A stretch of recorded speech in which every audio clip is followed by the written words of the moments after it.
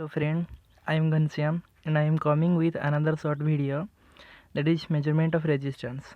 So previously we have completed our study regarding the measurement of inductance, all that like measurement of inductance by Ohm's bridge, measurement of inductance by Maxwell bridge, Maxwell inductance bridge, Maxwell inductance capacitance bridge. So our today's lecture is the measurement of resistance. So how can we measure the unknown resistance? So by using the Wheatstone bridge, we have to measure the unknown resistance. So measurement of resistance by Wheatstone bridge method. So a Wheatstone bridge is an electrical circuit which is used to measure an unknown electrical resistance by balancing two legs of the bridge circuit. It was invented by Samuel Hunter Christie and later on improved and popularized by Sir Charles Wheatstone. And principle of Wheatstone bridge, the use of finding an unknown resistance of the first of his box instrument. The given figure here. So the Wheatstone bridge and configuration. So here one key is present for our power supply and battery.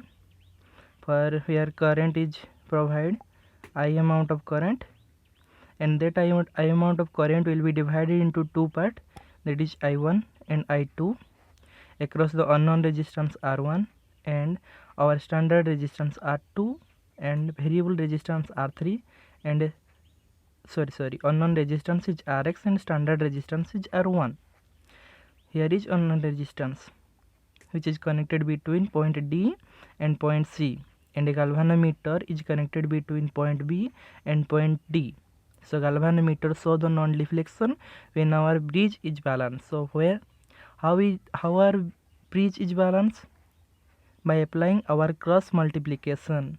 So how can we multiply cross? That is like this and this. This is our cross multiplication. That was R1 into Rx is equal to R2 into R3. So how we find the Rx? Rx is equal to R2 into R3 divided by R1. That is our formula. So here Rx is the unknown resistance. It is completely mentioned. Rx is the unknown resistance. R2 and R1 are the fixed resistance. R3 is the variable resistance. At balance condition, R1 Rx is equal to R2 into R3.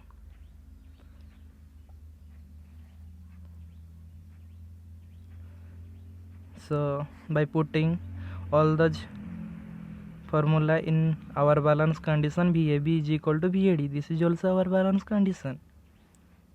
Let's see how VAB is equal to VAD.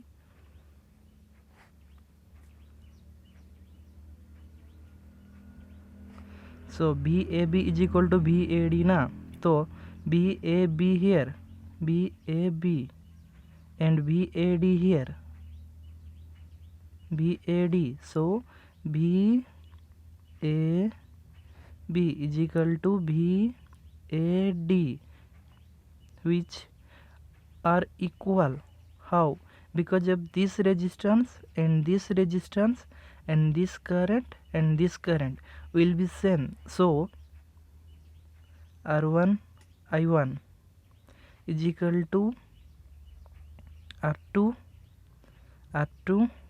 I2, that is equal to VAB is equal to VAD. So VAB is equal to R1 I1 and VAD is equal to I2 R2.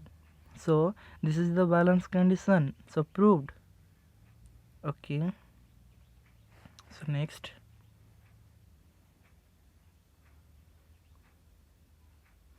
And also another one thing for balance condition, VBC is equal to VDC on the right hand side term.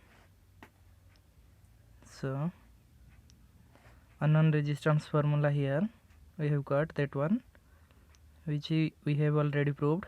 Rx is equal to R2 into R3 divided by R1. So it's complete. Thank you.